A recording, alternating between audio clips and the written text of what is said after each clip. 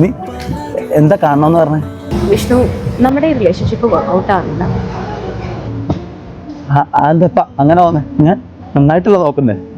എടാ അതൊക്കെയാണ്, പക്ഷെ ഞാൻ കുറെ ആലോചിച്ചു.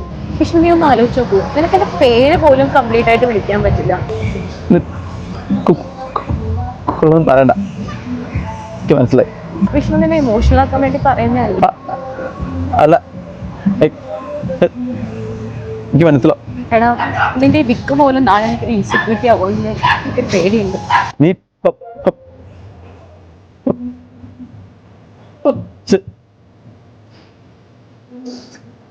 നീ